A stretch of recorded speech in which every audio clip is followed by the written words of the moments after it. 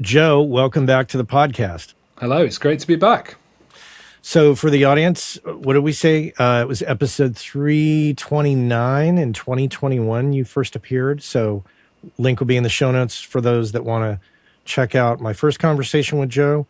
Today, we're going to be talking about a range of topics, but we're going to focus a little bit on, I don't know, are we coining it Pro Audio Minimalism? Is that what we're calling it? Yeah, I think so. I think we started from a discussion we had when we were talking about it was during a time I think we were both like sort of trying to really strip back stuff. We were thinking a lot about workflow, and it was also when things were starting to get really, I mean, obviously things are still really expensive, but when things were starting to get really, really expensive, and a lot of us self-employed people who have to own gear, maintain gear, all that sort of stuff, were really thinking like, what do we need? We'd come out of the pandemic and people had sort of like maybe broken down their own sort of barriers to working from home, and a lot of musicians obviously had to do that, and pro audio people, and listening to the podcast, I know a lot of, I mean, I'd say like almost every return from pre-pandemic to post-pandemic episode is like, you're now set up at home, how's your home studio sort of thing. So a lot's changed, and that's changed a lot about how we deal with gear, but also workflow and business practices. And I think we were sort of discussing what we'd learned just from chatting, and whether some of that information would be useful to listeners of the podcast. And yeah, Pro Audio Minimalism is what we sort of termed it. But I think we were saying before we started recording that we're trying to make it so that what we're talking about can be useful to anybody, even if you consider yourself a maximalist, or you're not really interested in, you know, you really like buying lots of gear and that's part of what inspires you. There are possibly things, maybe business practices or workflow practices, that you might learn and find useful and apply to your own world from this sort of chat we're going to have. Yeah, and we're not trying to preach some kind of dogma. We have some ideas that I think both of us have found work. So let's get into it. And I think you've articulated, I think you, in our conversations, you've articulated it really effectively. So, you know, as we go, kind of guide us there as to what it's really about for you and what you've learned from it. In a nutshell, just to kind of set the stage, you're in Nottingham in England, and you work out of like, you know, a garden studio style spot. You do. And for those that have never met you and haven't taken the time to go back and listen to the first episode, you're a mastering engineer, and you do a lot of mastering for a record company that really specializes in, I know you do a lot of, they're not your only client, but one of your big clients is Laced Records, and they do a lot of reissues of soundtracks of video games. Is that accurate? Yeah. So the video game soundtrack thing is probably 75% of my work now, and most of that is with Laced. I started working with Laced about 2 years before I built the studio. So I had a sort of studio which I shared with another engineer in a not particularly great setup. He retired. I built the studio after I bought this house with my wife, and that whole thing just really took over. And that was around the time that I started working in the box, because I realized that these massive soundtrack jobs have a lot of repetition. They're very long. They have a lot of complicated metadata, and things need swapping around a lot, and you get things repeating, and you get like, it's complicated is basically what I'm trying to say. And what I'd realized when I started doing that kind of work a lot more is that the whole workflow which I thought I was going to have, which was doing like, you know, like punk albums, alternative albums, where it's going to be 10 to 11 tracks. It's going to be a lot of like creative input with the artists. And it's going to be a lot about like them coming in the studio and looking at the equipment and having, because of, just wasn't what was making me money. It wasn't what was driving me personally to develop my career and to expand the business. I do some of that stuff still. I mean, the other thing is that post-pandemic rock bands have just not been able to exist as much for lots and lots of reasons. And the ones that have survived and the people that I still work with are still like really, you know, I've got people I've been working with for 15 years now, like musicians, live musicians, bands, people that know me for the music that I've liked and I've played on and that aesthetic. But really, what I specialize in is big, open, many format, many inputs, from different eras, from different, literally sometimes from a CD, sometimes from a digital file, sometimes pulled out of a game, sometimes from anything, and then turn them into like an actual cohesive product. So my workflow has to be really repeatable, really clean, and I have to be really able to adjust things based on, big groups of people who don't really know audio very well, people who are just musicians. So I had to really, really strip it back is basically the point. And in that process, I learned a lot about what works and what doesn't work in regards to like what you put in. I mean, the one thing that I would say that I always come back to that I think will make a nice start to this discussion is this phrase that goes around in my head a lot, that effort doesn't equal quality. Sometimes effort does equal quality and quality requires effort, but the amount of stuff you do doesn't mean that the actual product is going to be better. Sometimes I'll master a track in minutes, and sometimes I'll spend hours going back and forth and sending, dropping stuff in. If I had that attitude that the amount of work I was doing, as in physical time spent plugging stuff in, changing stuff, trying stuff out, I'm just being convoluted. It's that whole path of least resistance thing. And when I wasn't in the box, I had to do a lot of swapping stuff around, recalling, changing stuff, not being able to repeat stuff because I didn't have the equipment. And this is actually what we talked about in the first episode, a lot of like just stripping away the things that can go wrong and having that peace of mind that when you go in the studio, you can just do the work, and the work is what is important. Making your workflow more efficient. Yeah, absolutely. So my recollection of just conversations is that over time, you just started to shed excess gear that really wasn't part of the workflow and get down to really what mattered. And that's I think a little easier to do as a mastering engineer because you just need quality, simple, interface, headphones, monitors, etc. So where did you start to minimize? When did you start to realize I got to get rid of all this stuff and just get down to the basics here to get the job done and make a repeatable setup? I mean, the irony of this is that a lot of us start out very, very simple. And a lot of what we learn about how we want to work happens in that first, once you start to lock in that you're doing this specific job, whether it's tracking or mixing or post-production or whatever, you kind of have to just get the tools that you need so you can start charging people money to do it and to turn it around and whatever. And when I first started working, I remember I had an M box connected via SPDIF with a benchmark DAC, and I had so I've been doing this for 18 years. So I came in when plugins were sort of starting to get good, but they weren't really incredible yet, and they were still expensive.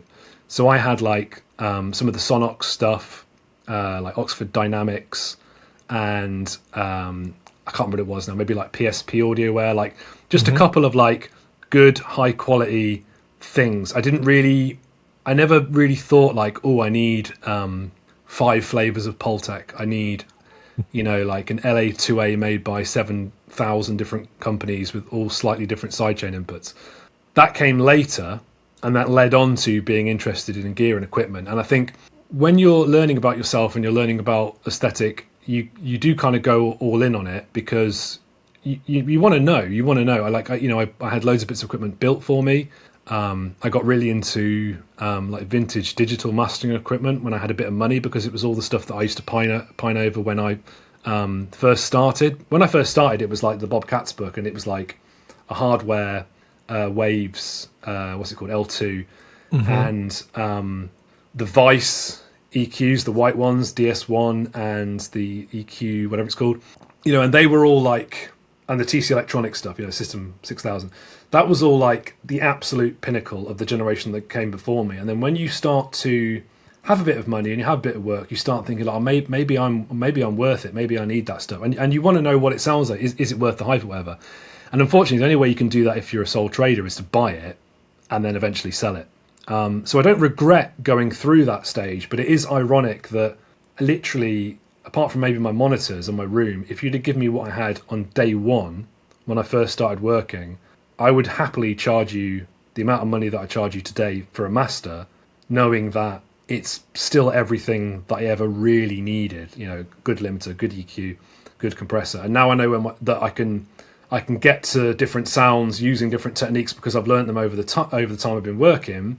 I feel a lot more confident doing that. Whereas at the time I felt, you know, you kind of feel a bit small and a bit kind of like I'm just one tiny little person in this market.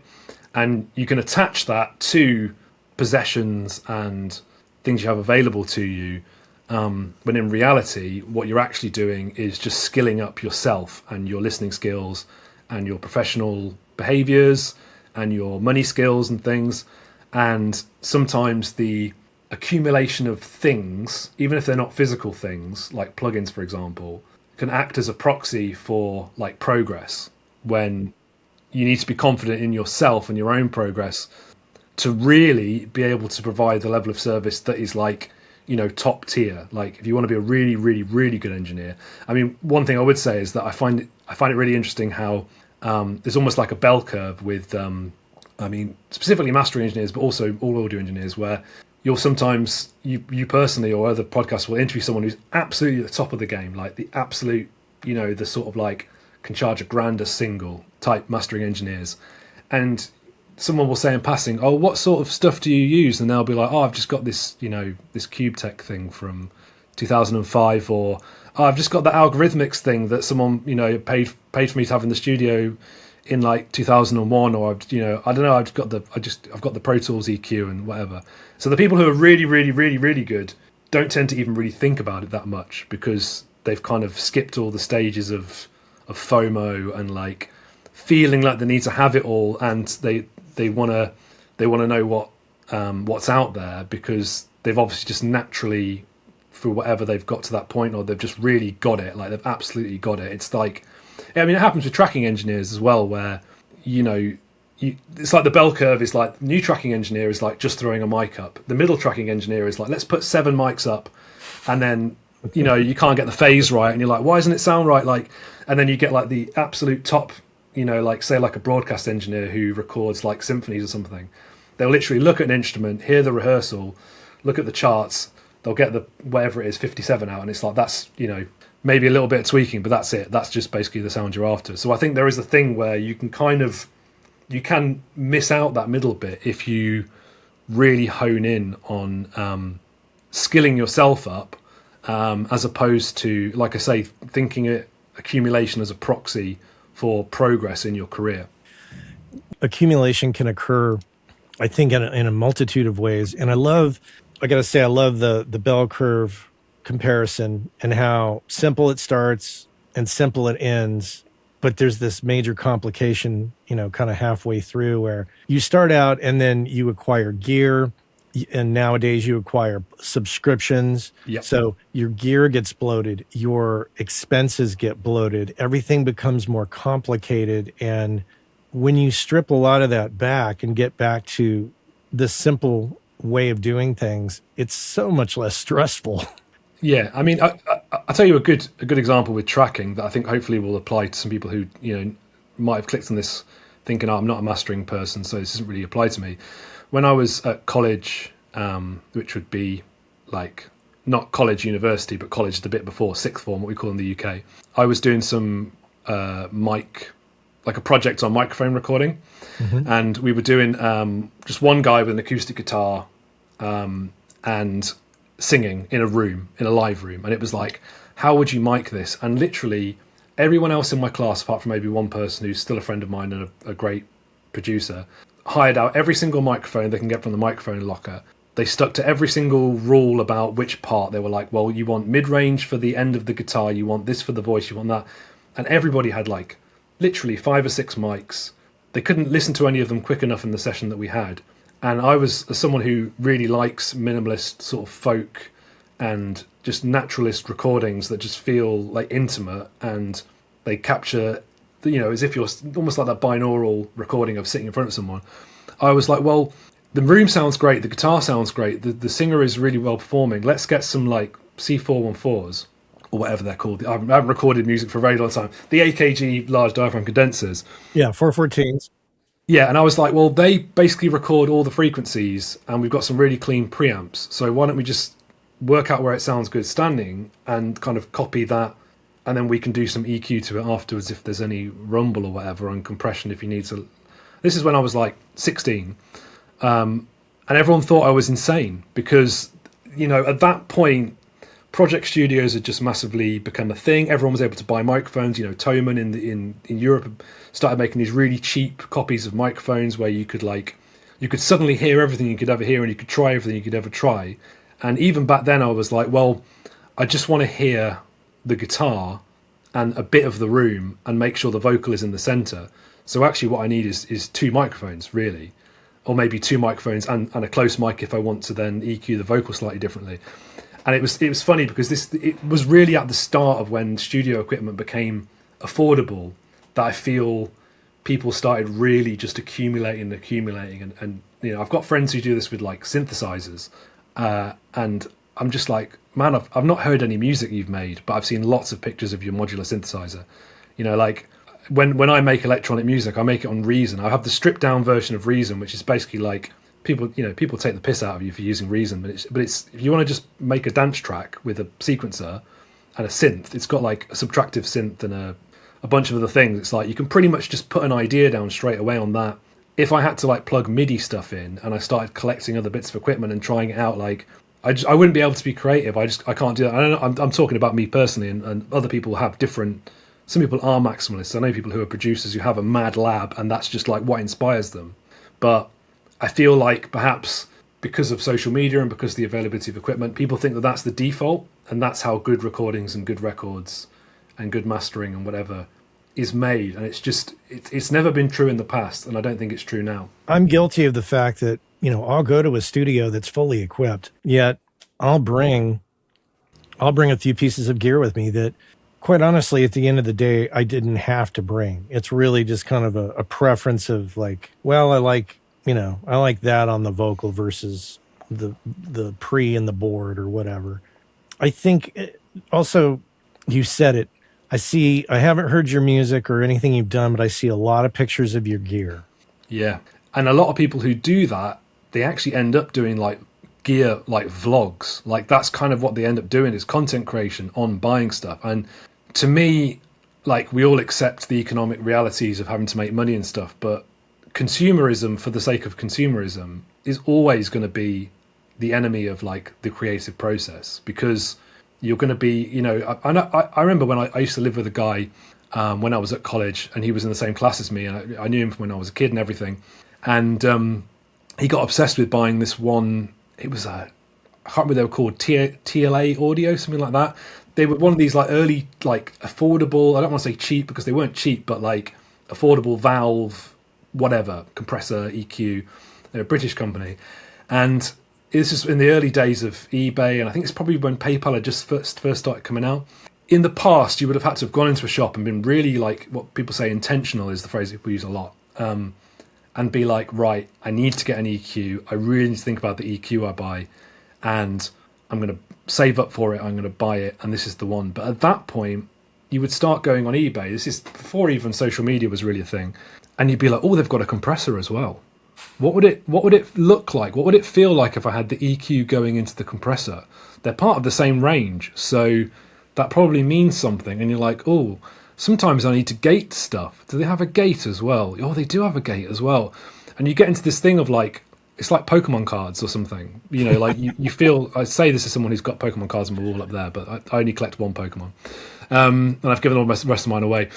But the idea that, you know, oh, I've got a Neve preamp, so I probably do need a Neve compressor, but there's like 3 popular Neve compressors. So once I've got one, and then someone said that one's fast online, but I kind of need a slow one, but I'm using a Neve preamp, so I should probably buy the Neve slower compressor.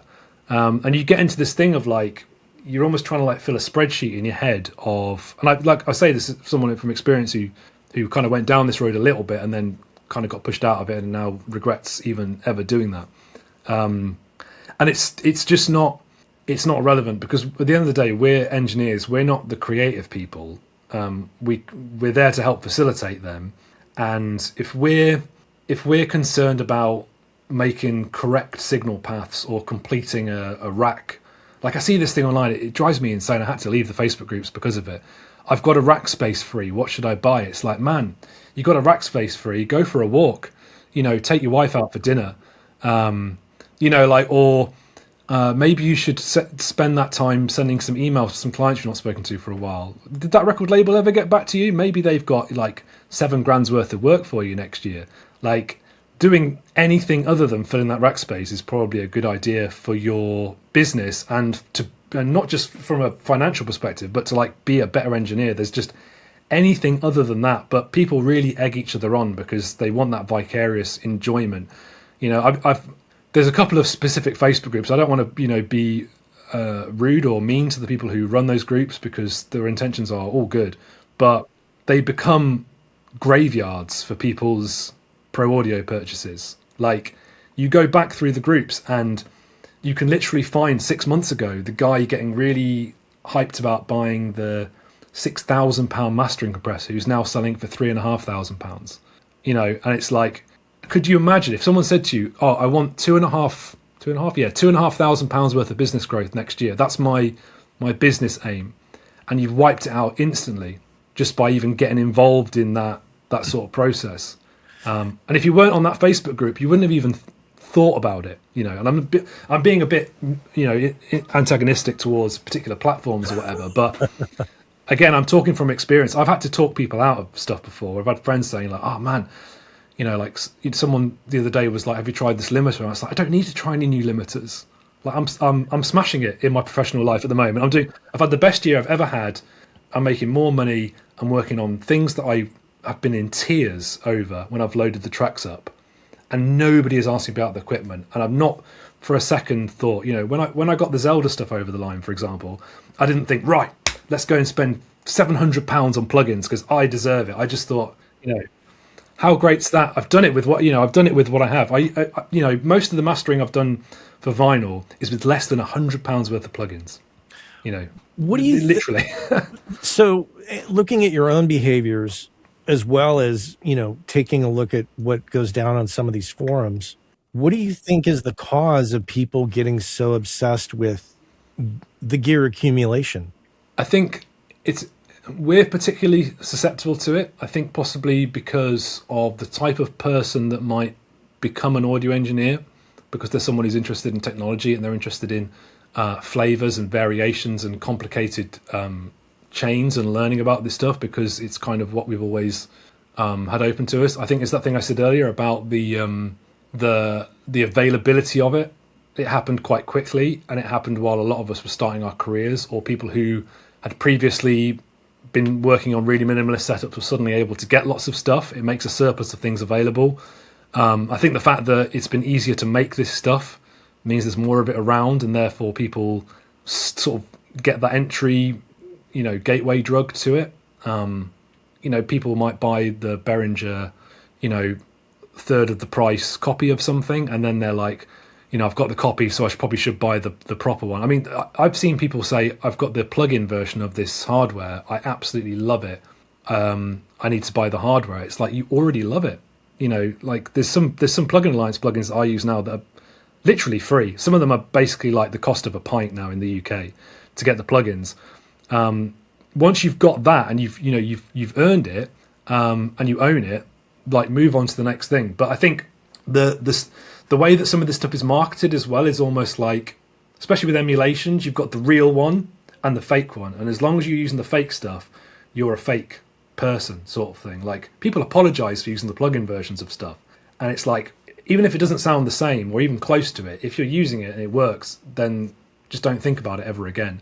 So I think there's a built-in FOMO. There's a certain type of person who might become an audio engineer who probably, is susceptible to this sort of stuff. And I think the way social media works and marketing works now, it's combined into like quite a bad combination of things. And this isn't to say that there aren't people, colleagues, friends, people I think are incredible at their job who are working in massively complicated studios. And I'm also, there are people who design incredible equipment and are geniuses of making this stuff. That's not really what I'm talking about. I'm talking about, and pro audio shops as well. I have very good relationships with really good high-end pro audio shops who sell me equipment, because I still do buy equipment.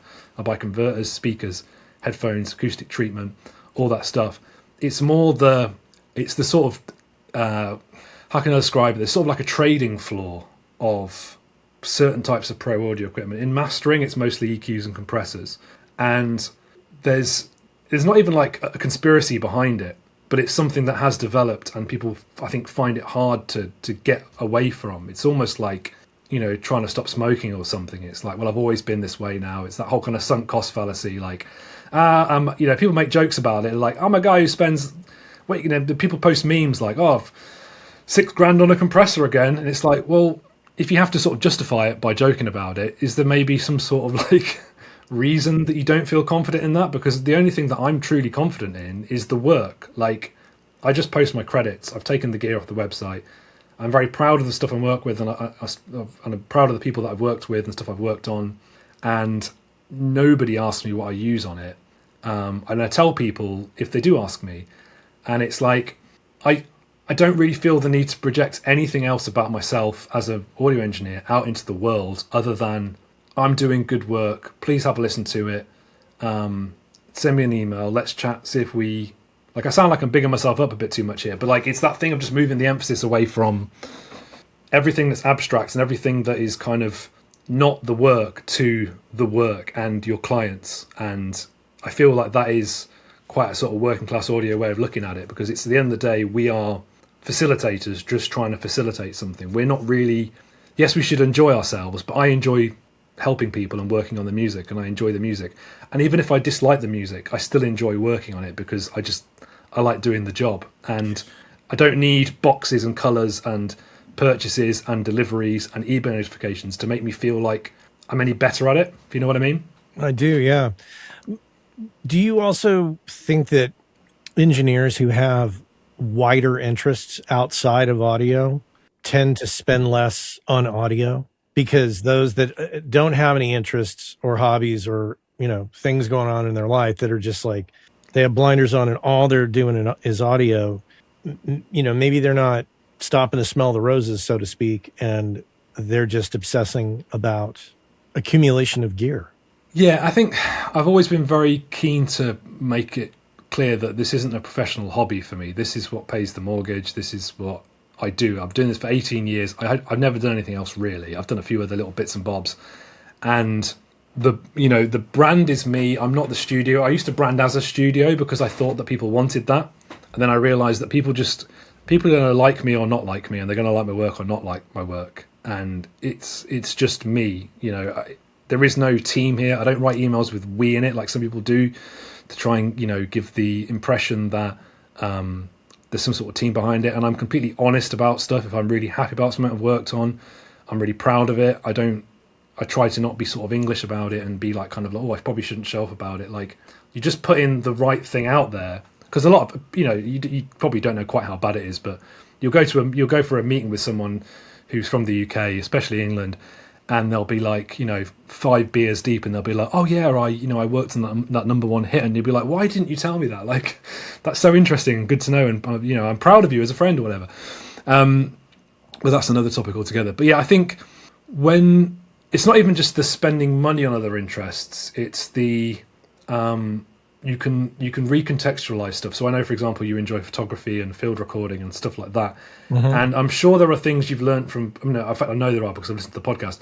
There are things you've learned from just like even purchasing things for photography, where you've learned something about the way the market works and what you actually need and where you can purchase stuff and how to budget for things and all that kind of stuff. And if you're having to make financial decisions about something which is kind of, not superfluous, but isn't making you money, and then you realize, oh, maybe I can actually take really, really good photos with this camera that's not a pro camera. It's a prosumer thing, or it's something that's like 5 years old. Mm-hmm. And there's nothing to say that your stock EQ from, Pro Tools or Cubase or whatever can't do that high shelf on that track, which is all it needs. Whereas somebody who has just started making tracks in their bedroom and they're like, right, I'm going to do my first mix down. Where's the EQ? EQ. Oh, high frequency does this. Okay, cool. That's what I needed. I'm going to move on. And you can learn stuff from people who have sort of have a naivety about the process. And I'm sure this is, I think I've never met an audio engineer who doesn't say this, but the people who send you stuff, who talk about the equipment they've used, they talk about production is different, but in mastering, like the influences and the aesthetics and all that kind of stuff, are the people who sometimes come out with the strangest, like just difficult to work on stuff, over processed, like weird decisions made, weird monitoring decisions have obviously happened, and things are out of phase and all that kind of stuff. Whereas someone will write you an email saying, "Hi, I've been writing songs for a couple of years, and I've just got some headphones and I've mixed my first track," and you'll get it and be like, "Wow, this is like you really don't need to do anything to this. Like it's really perfectly balanced." And you'll compliment and say like, "Do you like produce tracks for other people or something? Is this like a side project?" And they'll go, "No, I've just really thought about it, and like it really matters to me, so I've made good decisions, And here's a good anecdote that humbled me massively. I was on a forum.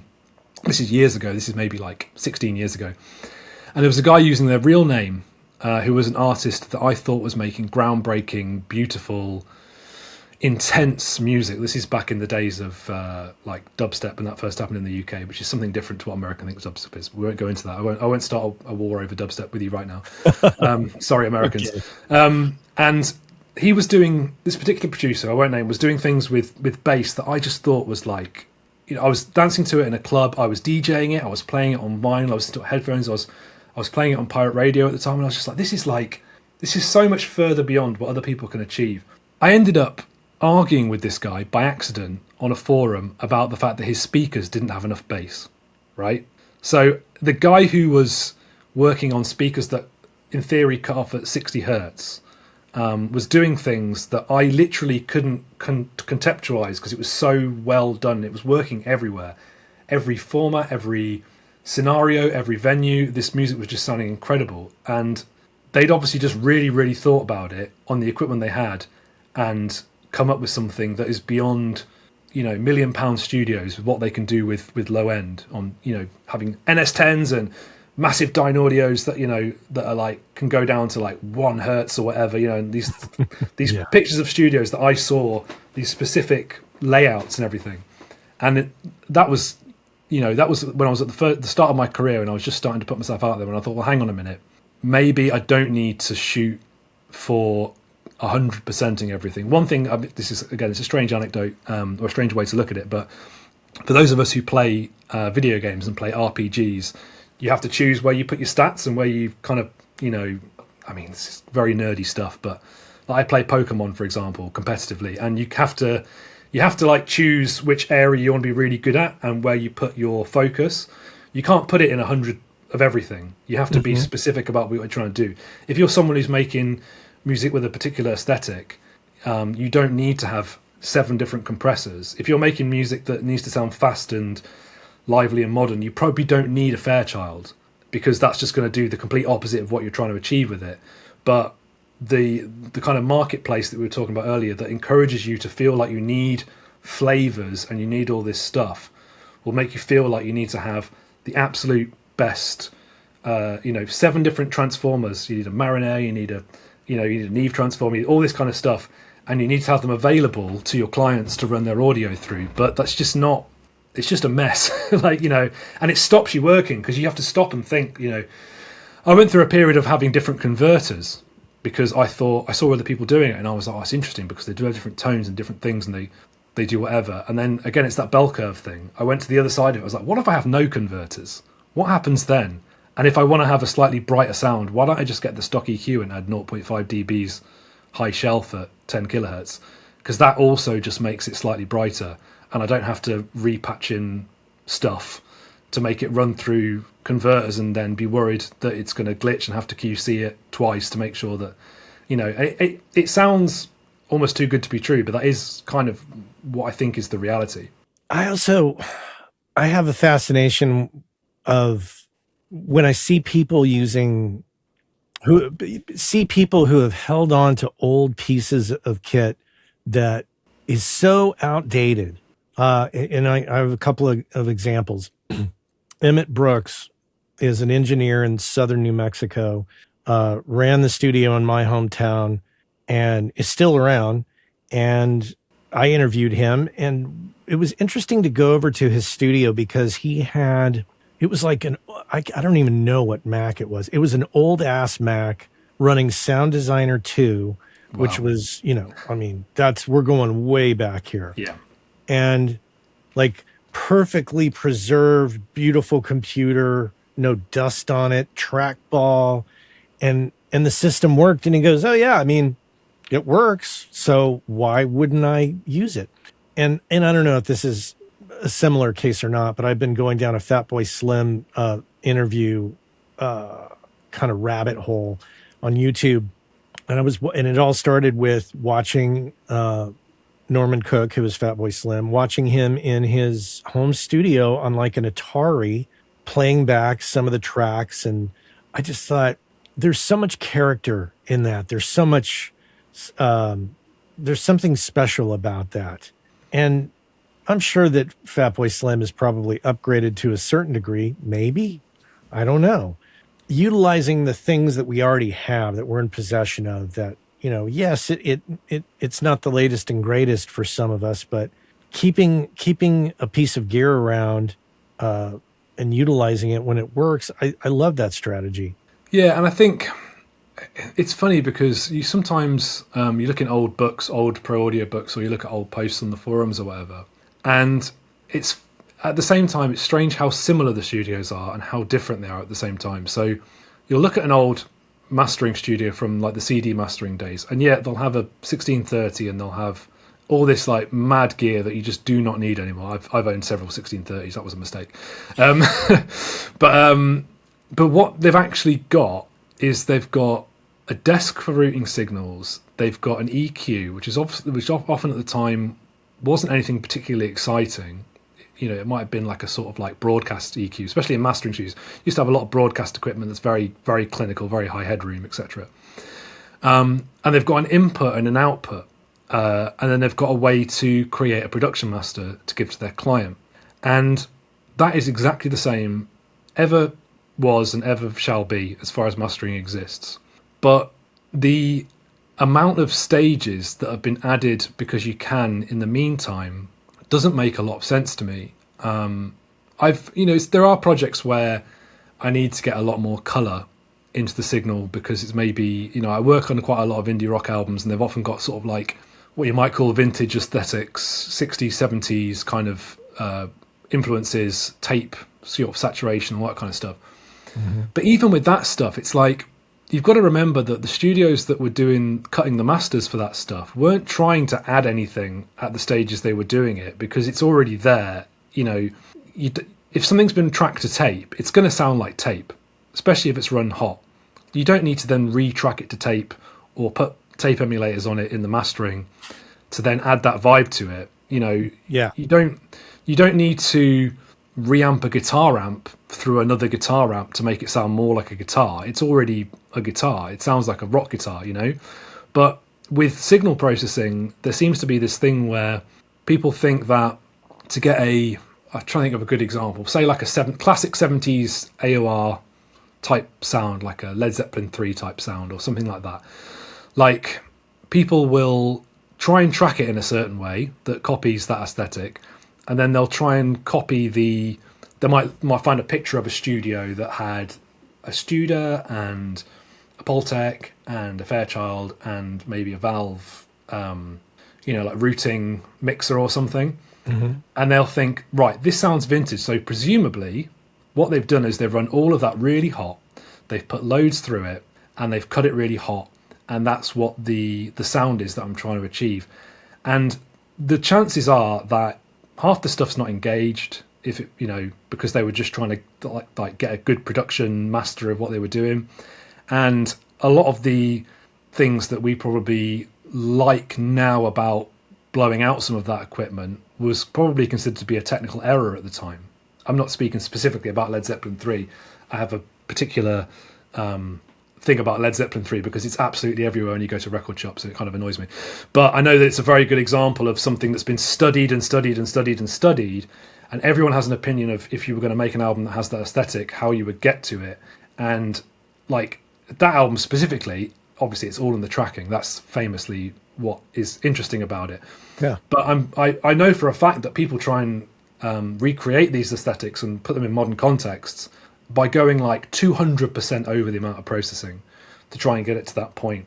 And the point is, if you didn't have that stuff available, like you're saying, if you just had what you had, you'd still listen to it and be like, right, got those really great, like down some stairs, tape compressed drums, but they're a little bit too dark, so compared to what I wanted, so let me get the Pro Tools stock EQ and add a high shelf on it.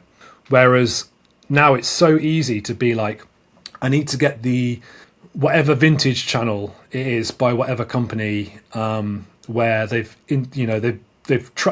done their emulation with the transformers saturated, and then that's zero on the gain of this really nice recording that you've got, and then by the time you get to the end, it's just a mush.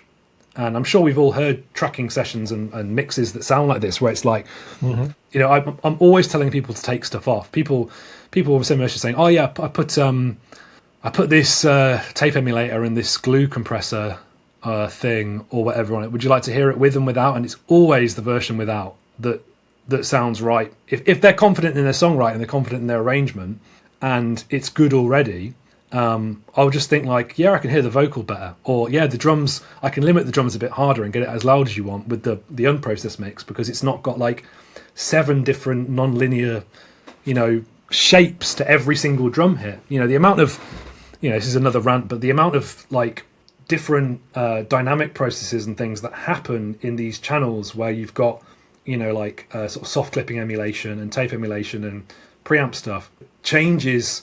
Like your really, really nice snare, like whack, gets this nice balanced body transient that I can then, when it's in a mix, put a little bit of limiting on it. It's nice and loud and it still sounds really punchy. People try and recreate that with transient shapers, and these are all legitimate tools in certain contexts. But you kind of like, it's almost like you're making a stew and you've put loads of salt in it. So you're like, I'll put loads of chili in it now to make out, to make a difference in the amount of salt you've put in it. And then in reality, probably the first 10 minutes of when you put it on the board and you just put the 3 ingredients in is probably like a great, healthy, hearty meal. But there's no turning back once you've changed all that stuff, especially when it comes to, in mastering, it's like, especially transient stuff. Like you can't, once you've smeared that stuff, you can't really get it back. You sort of can, but your mix is just going to sound quiet, and not as impactful, which is a shame. That's the main thing, I think, is it's just a shame because, again, going back to what I said earlier, that effort doesn't equal quality. It's like you've put a lot of effort in, but actually your quality has gone down by like 30% overall. Talk a little bit about what you feel this minimalism concept as a whole, like how does it apply for you to money, to life, to the work you do? Do you have some specific examples of how it all coalesces? Yeah, so I think one thing that you've spoken about and other people have spoken about on the podcast before is this idea of being debt-free and being in control of your purchases and things that and subscriptions as well, and things like insurance and backup, and knowing that it's never going to run away from what you've started. With subscriptions, that can be very hard. And it's that time of year where I'm looking at stuff and I'm like, did I really spend that much on certain things that I didn't use? And sort of weeding it out and then sending some emails and being like, can you put me down to the lower tier on this thing because I'm not using all these extra things. I don't use delays, so I don't need the subscription that has delays in it. And it's just that thing of like, for me, it's like fighting off future anxiety, and it's like being a good friend to myself in the future as far as never having barriers or never letting stuff run away from what I originally started. With finance, that can especially apply to things like debt and, interest and subscriptions that you started because you needed to use it for one project and then you've accidentally, got it for a year. And I think buying stuff outright where possible is like good for that sort of stuff. There are situations where that doesn't work. There are subscriptions, for example, where you can own 3 of them after the year and then cancel it, which is what I usually do. And just spread the payment essentially. When it comes to other stuff in life as well, like I think despite the fact that I'm rambling on this podcast right now, I try and be as intentional and clear about communication and not letting stuff expand to long email threads, making a quick phone call just to nip it in the bud straight away to make sure that it doesn't run away, and just making people feel confident that the one spreadsheet is the final spreadsheet. This is the one thing you need.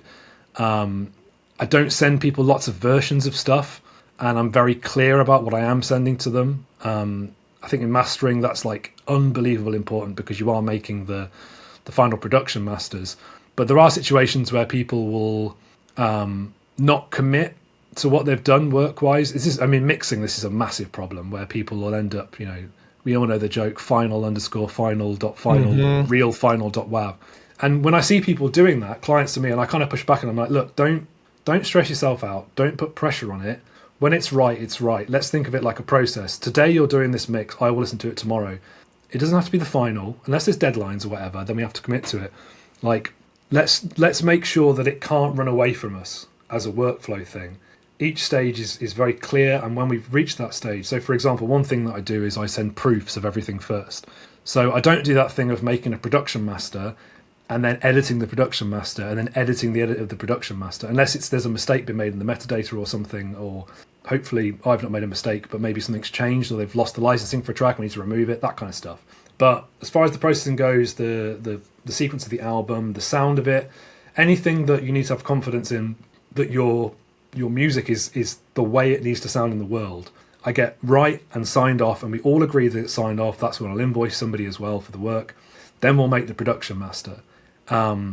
You won't have lots of folders, you won't have lots of versions. Like, my heart sinks when someone doesn't know what the production master is because I've given them too much stuff or too much information, or they can't find the email that was the production master. And there are products and formats that make this a bit easier now.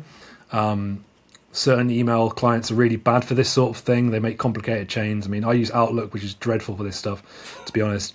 And Gmail also has its problems for actually like getting to the point so you can just do your work, because we can lose hours a day working on the wrong thing or downloading the wrong version. And minimalism of like workflow isn't just like signal path or how many pieces of software you use. It's also like, just again, being intentional. Like, here is the proof. Like, do this, don't do this. Write me one email, talk to the band first, come back to me, confirm with the management, tell me exactly what you want me to do. I will do it, and then we'll get to the next stage. If anybody opens an email thread with me, I'm like, look, one point of contact. Don't rush. Don't send me the email in the evening. I'm not going to read it. Gather it, send it back to me, make it clear, make it precise. So that's minimalism of just points of contact. It's minimalism of emails, comments. And if the comments have like repetition in them, just combine them. Like, if the bassist wants this and the drummer wants this, be clear with me and tell me exactly what you want, and I will do it. Like, I'm not going to argue. I'm not going to push back. At the end of the day, it's your music. I'm just trying to facilitate it. And it's not, I don't never take it personally if someone doesn't like the master. And I think sometimes people will spend, I've done it. I've working with professionals and other things. There's nothing worse than not feeling confident. The day someone's come to work, your plumber's come to work on your house, not really remembering which bits we're doing, like which radiators are we replacing? Like, do I need to go and buy that? Are they going to buy this or am I going to buy it? And it causes a lot of stress and anxiety. And I feel like minimalism of workflow can just be that. It can just be like, we're doing this, and if we're not, tell me, I like it. There's Stephen D. Acutis. He was on a recent episode. He's working out of New Jersey. And he made some comment to the effect of, we're people who tend to want to minimize chaos. We try to like make sure that, everything's going to get done in the time frame it's going to get done in, and to, pick and choose what battles we're going to fight, essentially. I love keeping things simple. Maybe it's, the older I get, the more simple I want things. I'm in the process of trying to create the minimalist version of the next generation of my whole backup system. I went through one iteration of it, kind of found what I thought was overcomplicating it and making it cost too much. in the long run, because I started to analyze. I was like, wow, in the long run, this is going to cost us a lot of money. And I don't want to be in my 70s paying a monthly bill for, or a yearly bill for, storing people's stuff. So how can I effectively and simply store it so I can get to it, so I don't pay a lot of money for it? End of story. So any chance I get to simplify, I will, if possible. Yeah, I think it's that phrase as well, path of least resistance. Is you don't want to find yourself having hurdles that you set up for yourself. When it comes to things like backup, for example, if you don't know where you're at with it, you don't know where stuff is, you don't know how much it's costing you, and you don't know how you can change it, then something's probably too complicated. Or maybe you've duplicated something, you've duplicated a payment or a process that just doesn't need to be there. I've done that with backup before, where I realised that I'm paying for an extra subscription for something that's basically doing the same thing twice because it's already in several places. And it feels good. It's decluttering, really. That's what it is. It's that thing of like, and this time of year is great for this sort of stuff because, you're looking at what you have. I do it with my record. You can't see my record collections over there, but I've got a massive record collection, and sometimes I give myself like new rules for purchases and for removing stuff, where it's like I had copies of all the classic punk albums on vinyl because I felt I needed to have them because I'm a guy who likes, and I've still got thousands of these punk records. But I was like, I'm never going to listen to this particular album because although it's important, it's like a 6 out of 10 album for me. Like I don't really need it. But I felt like I needed to have like a library of stuff. But that doesn't reflect me. It doesn't reflect what I need and what I want. And actually, what I would quite like is £20 selling it on Discogs so that I can afford to buy some hiking gear so that I can get out of the house or something.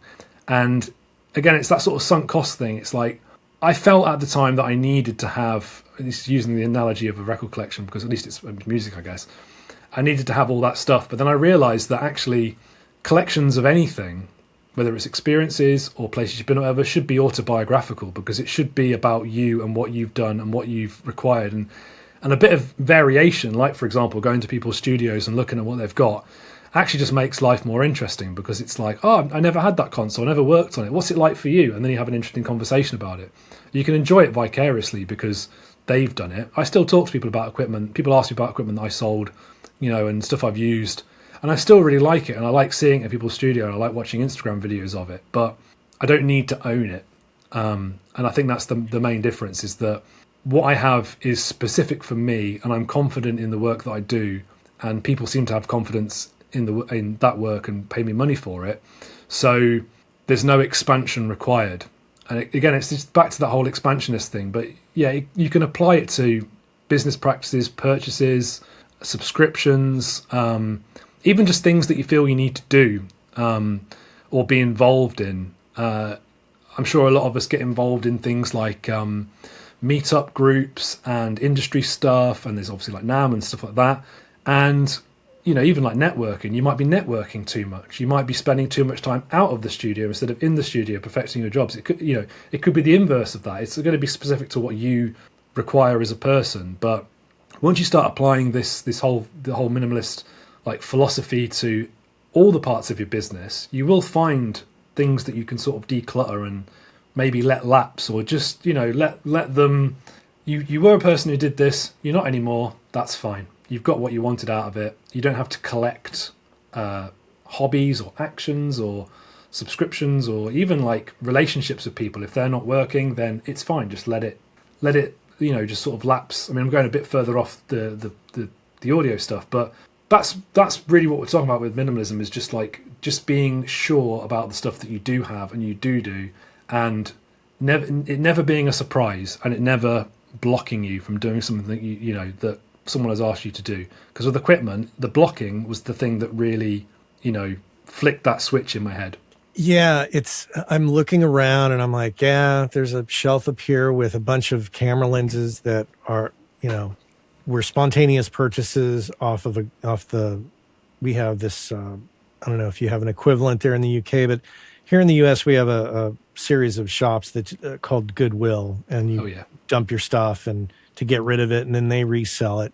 And I spent an extraordinary amount of time looking through their auction site. And I've, acquired a few camera lenses that, they seem fun to purchase at the moment. I tried them and it was like, oh, this actually kind of sucks. I mean, the thing is with that though, is that what you're actually enjoying there is learning about stuff, engaging with stuff, but that can be completely vicarious. It's funny you say about Goodwill, because one of my absolute favourite relaxation things to do is to watch people going to Goodwill. Like vlogs of people thrifting and like going to, well, in the UK we have car boots, which is sort of different. And I'm like, you can probably see behind me, I'm not a minimalist when it comes to aesthetics and stuff. I've got this, what you would call like a moody maximalist house. I'm really into interior design and antiques. And I buy what I call cursed objects. I go out all the time and enjoy that. But it's cheap. And what I enjoy getting out the house. I enjoy speaking to people. I enjoy taking photos of it and adding characters to it and moving it around my house. But it doesn't really cost me much money, but it does get me out of the house, and I enjoy it. And I enjoy watching other people do it. And I enjoy going out to antique centres and what would be thrift stores in America and not buying anything, or just buying a silly thing for what would be equivalent of like $1, because it's the action that matters, and it's the fact that you're talking to people and you're socializing and you're getting out. I don't think I've ever spent more than on a secondhand record, and I go to a lot of record fairs and meets, and I drive all over the country going to record shops, and they probably hate me because I never buy the expensive record, because there's no fun in it. Like the thrill is, it's almost like fishing. You're trying to find something and then you put it back. Like it's the finding it and the sort of zen state you go into when you're looking for things that works. The problem is with buying stuff off auctions online is you don't really get a lot of the benefits of that, but you do end up with the clutter. So and you don't really end up with that connection to it. Like if you were driving down the highway in America and you saw this mad old shop that was like photographical equipment, and you went in there and you bought some esoteric piece of photography equipment, a lens or a camera, whatever, and you took one or two weird but really interesting photos with it, and it didn't cost you much, then that's brilliant. Like that's sort of whimsical and interesting and inspiring. But buying them online and then getting that like sinking feeling when they come in the post and you're like, shit, why did I buy this? What am I going to do? And then trying to find a reason to use it, you kind of, is this too existential for you? Sorry. I can see you grimacing this. It's not. It's you're striking a chord here with me, because sometimes the UPS truck will pull up and I'm like, oh, shit, what did I get? I've forgotten that I've bought Pro Audio gear before and then been like, I really don't have time to patch this in, but it cost me like $1,000. Like, why? Like, it's that whole thing of like a false good deal as well, isn't it? Like, it's a good deal if you already want it. Like, I tried to go to IKEA the other day, which was a mistake, because I wanted to buy. I needed to. It's like grown up. Like I needed to go and speak to them about what size fittings their old dishwasher was. Their dishwashers are terrible, by the way. Do you have dishwashers in America? I guess you do. Our kitchens are different. Oh yeah. We've got a great dishwasher. Yeah, but we have washing machines in our kitchens, which always really confuses you guys. But I have a built-in IKEA thing, and I needed to go and speak to them about this really specific thing because I needed to drop a lot of money on it. It needed to be right. It needed to be in guarantee, and I literally couldn't get in there because of the amount of very, very angry dads mostly having to go and get the specific thing that's now on offer that they probably didn't want and just could have bought when it was 10% more, but now they feel like they need to purchase it. And humans, we're very susceptible to this, and we're influenced online to do it a lot. And I did look at the IKEA, their new cool cushions, but I've got some cushions, and when these cushions go, I might buy those cushions, but I need a dishwasher. It was the point, and I couldn't go and buy it. I couldn't be intentional because of the fact that people were so excited by this shiny new thing that is going to end up on Facebook Marketplace in a year. Next time they do the decluttering, people declutter to then reclutter all the time, and they feel they're getting that hit, that I've done something good, I've minimalized, whatever. They'll watch a YouTube video on minimalism and they'll do it. It's like the Marie Kondo effect thing, isn't it? Like when all the thrift stores were just full of, in America, I know about this because I watch a lot of thrift store content because I'm a boring man, but people would dump loads of stuff, and then the next thing comes along, and then and there'll be a wave again where Netflix will do another series of it, and everyone dumps all their stuff again, and then everyone buys it, and like I'm always drawn to the phrase. I'm giving a lot of phrases today, but you can't lose if you don't play. Like if you don't get involved in that stuff, you're never going to get the peaks and troughs of mood when you're like, man, I can't get this thing out. I can't get this. I can't find my screwdriver in the loft because there's this stupid chair in the way. Like this is the sort of thing I'm big in real life here, and like why is that chair in the loft? Like just getting it down is going to ruin my day. I shouldn't have bought it in the first place. Furniture's a great example because it's big, but the example you were given about the cameras is an ideal one because we've all done it. Like no one listening to this podcast right now has not done that in some element. There's a hobby, or it could even be like cooking equipment. People I know have done this quite a lot, where there'll be a fad about I've got a slow cooker. I've not used it, and it's. I'm using mine today, actually. Okay, well then you're the yin to my yang in that case. But you have to have some discipline and some rules about this stuff, and you don't need to take it to extremes, and you need to tailor it to yourself. And one of my things that I think I've spoken to you about before is I have rules about purchasing equipment. I don't buy secondhand equipment. I don't buy custom equipment. I buy stuff new. I don't care if it's boring and it costs more. And I know who I bought it from, and I buy it from a Pro Audio retailer, and I'll happily pay the money to know that they will hold my guarantee, and I will use that guarantee instead of thinking like, oh shit, my converters are broken. What have RME or Prism just released? That's kind of interesting. And then it's appearing on my Instagram. It's like, just buy it, whatever, $4,000.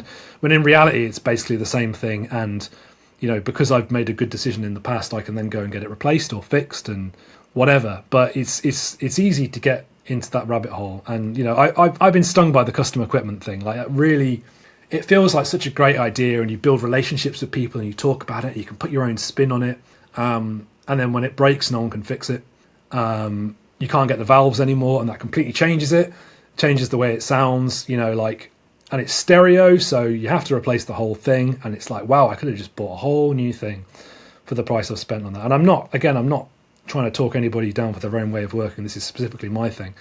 But if I needed a piece of equipment and there was and I know you do this as well because you talk a lot about American built and working with sponsors who are American built, and you can literally, I know in your intro, you're speaking to one of these manufacturers personally in the intro, and I know that you can and will speak to them again, and you're not going to have to find the Amazon receipt for this thing that you bought that now has the wrong connections and then just get really upset about it, because you have made a point of buying good solid equipment from people that you trust, instead of thinking like, that eBay auction, it's about to end and I probably could, how much money have I got on my bank account? I've just been paid, this invoice has just been paid, okay, I can buy this thing. Because that's what I used to do.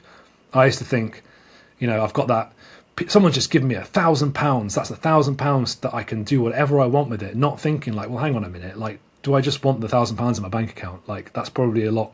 I'm going to sleep a lot better knowing that £1,000 in my bank account than, remember, like you say, when the UPS truck turns up and you're like, shit, what did I buy? Like, what was the, coffee or couldn't sleep, late night fueled eBay, like trying to get my kicks out of buying something thing, like, and how am I going to fit that into what I've got?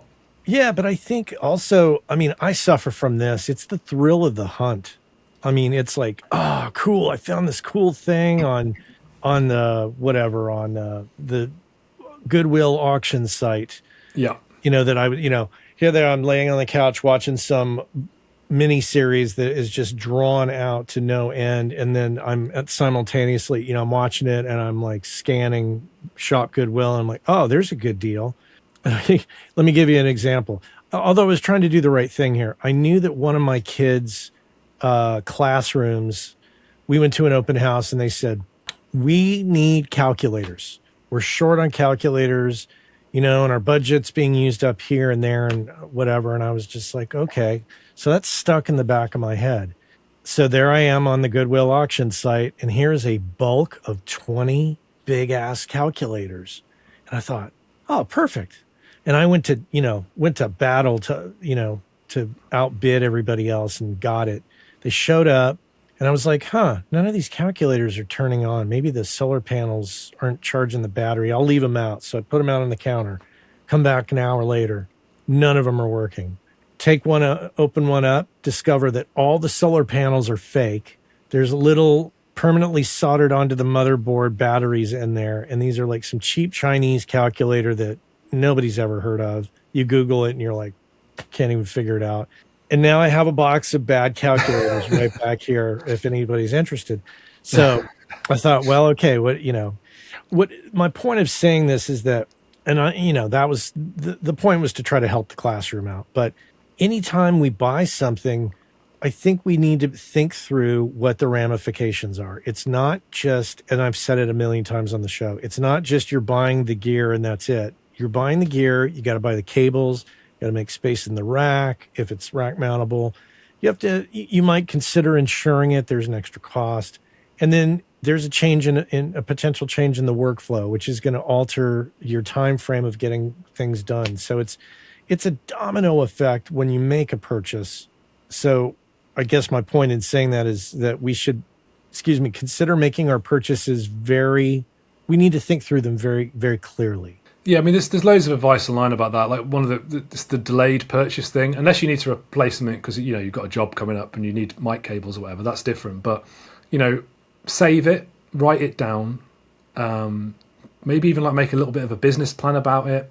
Sleep on it, maybe for a few days, and then look at it, and then be like, because I did this recently. I was looking at an EQ that has a little controller by TC Electronic, and it was really cheap on Amazon. I was like, Amazon Prime could come tomorrow, so I'm still susceptible to this.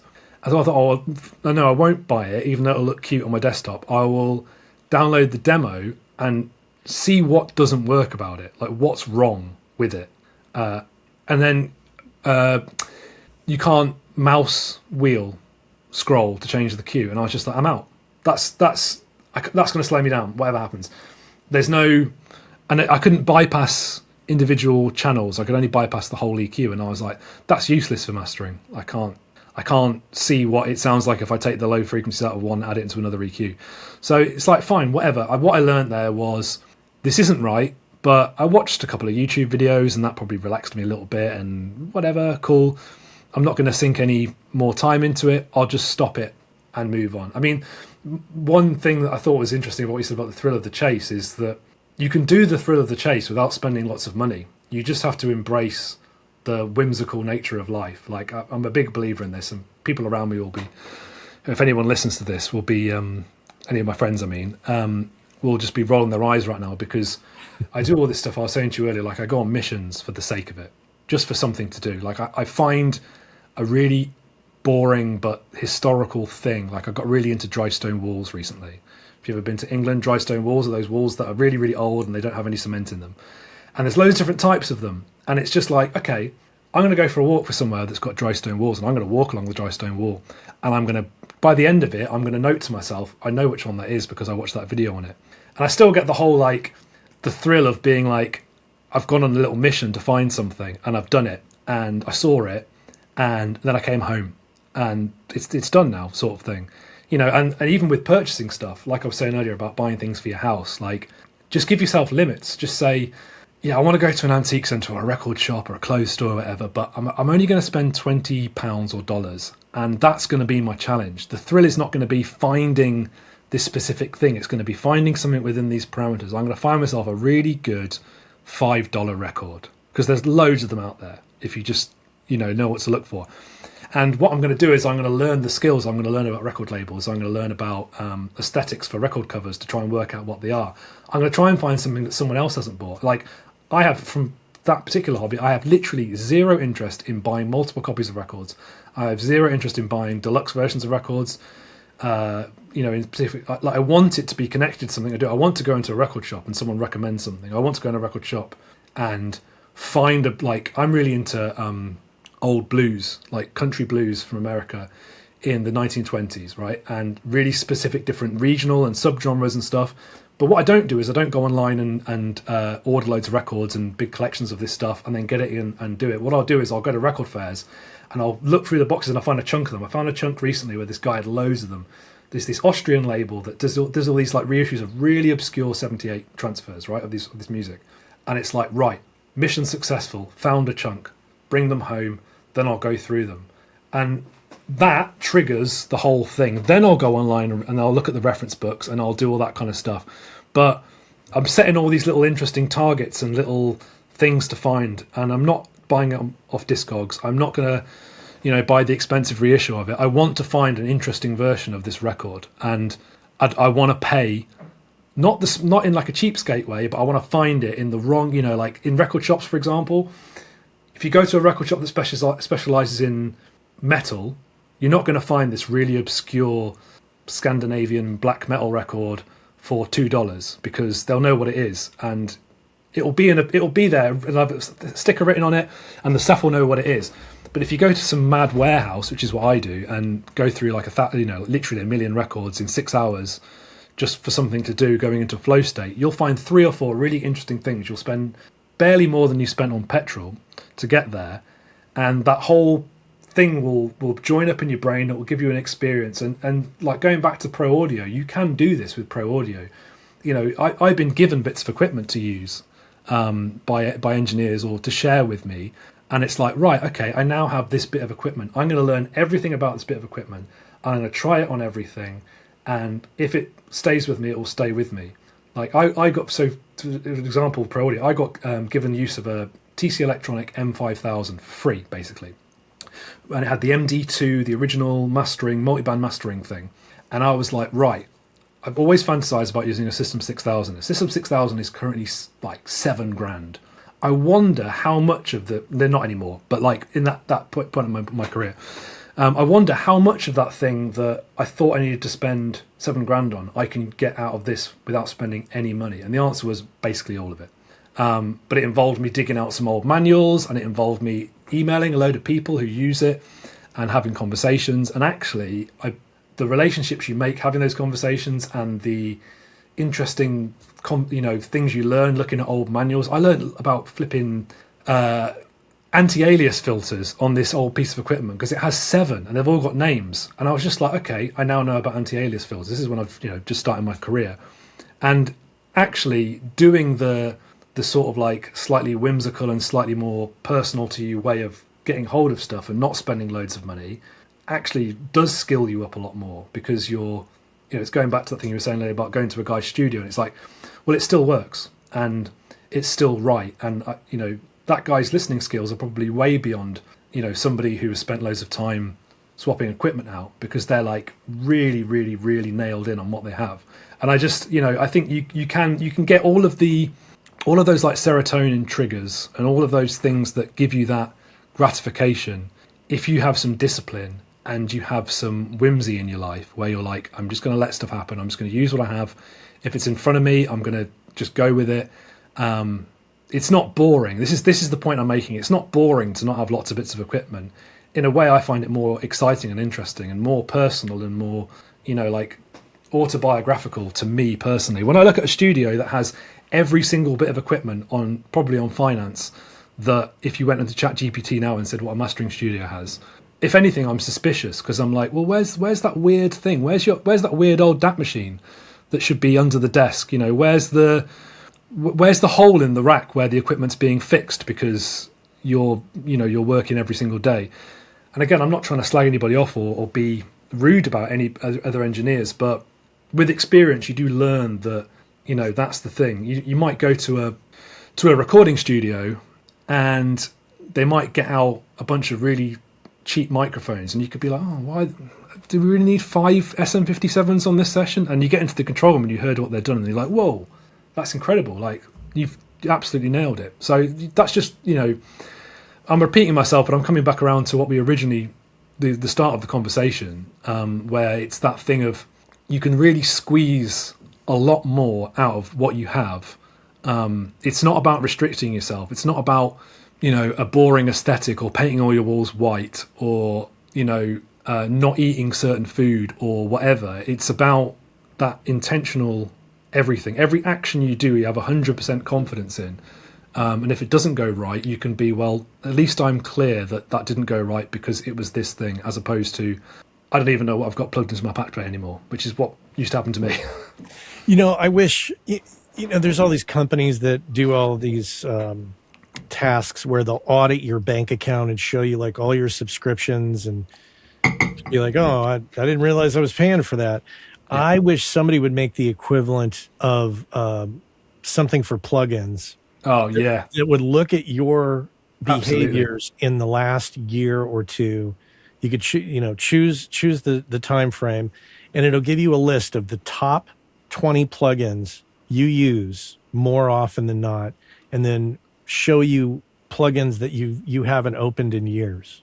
Plugin designers who are listening to this right now, please tell us if there's metadata in DAWs that tell you when you've used plugins, because man, you could just even that moment of like having to scroll through the plugins to find the version. I mean, how many LA2A emulations does the world need? Like, it's Pultex, like, man, like new software companies, like anybody who listens to this who's going to start a new software company and they're programming VSTs, please don't make a Pultec. Like, just do anything else. Don't need any more Pultex or LA2As or 1176s. Yeah, come up with something interesting, and if it's not right, then whatever, move on. But man, I can't deal with any more emulations of that stuff. Like, it's just and do you know what? Actually, I think I've experienced this, and I think other people experience this. When you've got 3 Pultecs in your plugin folder, which one's right for this vocal? How do you know? You end up having to listen to them all. You're making your hearing degrade. You're making your brain and everything about you fatigued. You're getting closer to the next time you need to take a break. The flavors thing, to me, it's kind of got to the point of absurdity, because there was a point where, yeah, you'd have a manly massive passive and an API 5500, and they're really different, and they're flavors, and they do completely different things, but you're kind of limited because they cost a lot of money and they're in your rack. But now we've got to the point where you can get a subscription from one of the plugin companies, and you can have one of everything, plus the whichever audio engineer has put their name to their particular version of it, which is basically the same, but they've moved one thing on it, and then you've got all that and all that and all that, to the point that we're now getting to the point where people are reissuing their own plugin reissues of things, and it's like it's postmodern in how strange it is, because it is just Pokemon cards at this point. It's versions of versions. Like, oh yeah, do you have the reverse hollow version of flipping, I don't know, I'm trying to think of a Pokemon. I know all the Pokemon off the top of my head, but I'm on a blank right now. Whatever, the fat Pikachu. Do you have this version of the fat Pikachu? It's like, I've already got a fat Pikachu Pokemon card. It's fine. Like, I can enjoy it. I look at him. I like his silly little belly. He looks funny.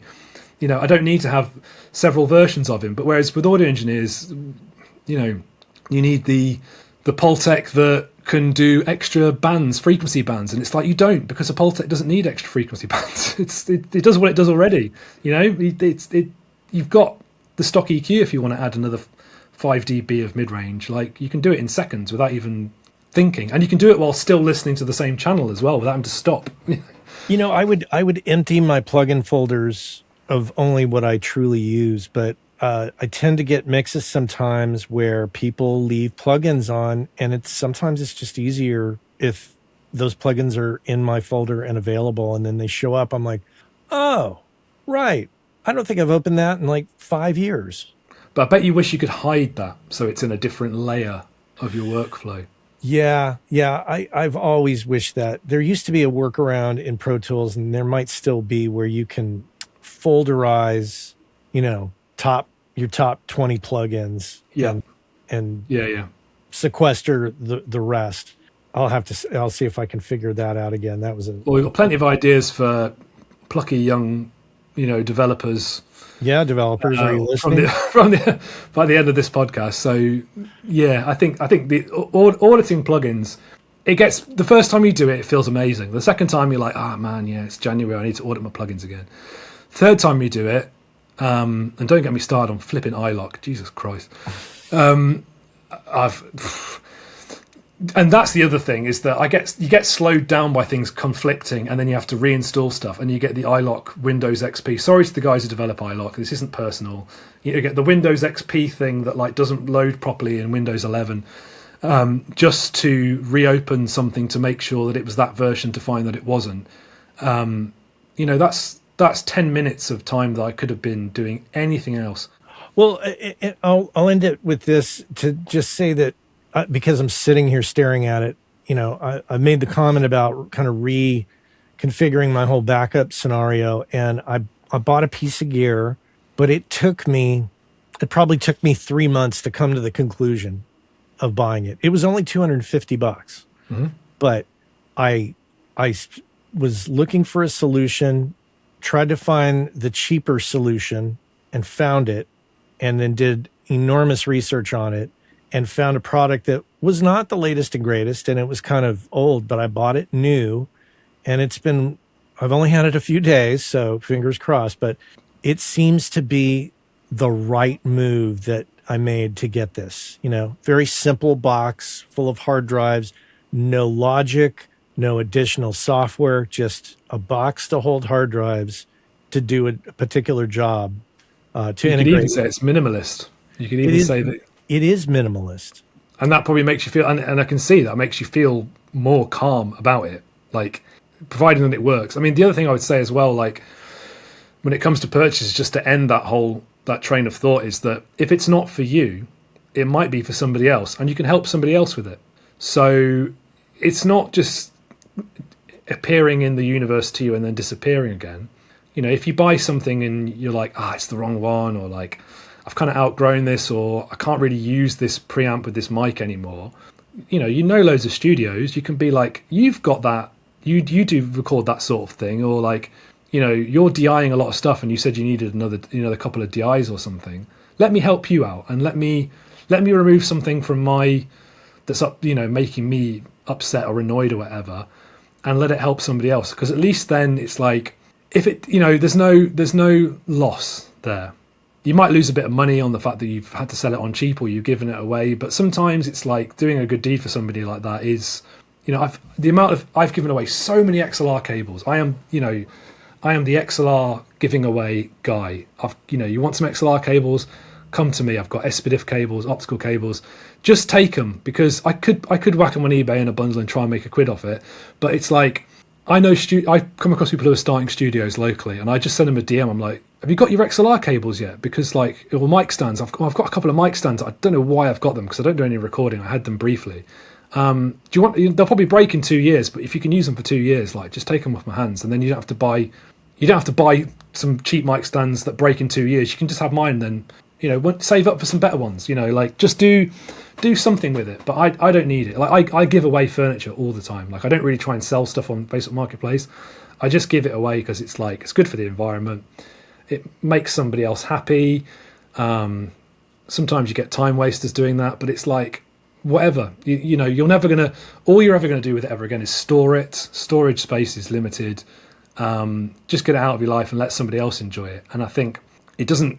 If somebody's inspired by this conversation to just get rid of stuff, or they're currently feeling a deep sense of existential dread because the stuff we've said is something they've tried to suppress in their brain for the last however long their audio career has been, then at least that on the bright side of it, you can be, well, actually, yeah, I am going to start working in the box. But that recording studio was really excited about the idea of having a mix bus compressor with their new console they just bought. So maybe I'll sell them the API 2500 cheap. Like, not let them have it, but like maybe when I go there with my band and record whatever, yeah, it's my old API 2500. That's cool. Like, like someone's using it. Great. That means that it's still got some use. Well, Joe, great to chat with you about this stuff. I know it's something that you and I have talked about quite a bit, and I'm glad that we could get on here and share with everybody else some of these thoughts. But link will be in the show notes as usual to Joe's site. And if you have any questions,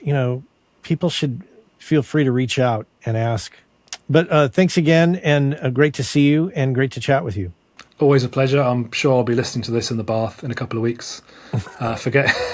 Very confused by the sound of my own voice coming out of my speakers in the ceiling of my bathroom. But what are those two guys blathering on about? That'll be an interesting experience. Maybe that will cause me to have a deep existential crisis. But yeah, it's always a pleasure, Matt. Never a chore. Thanks again. Take care, Joe.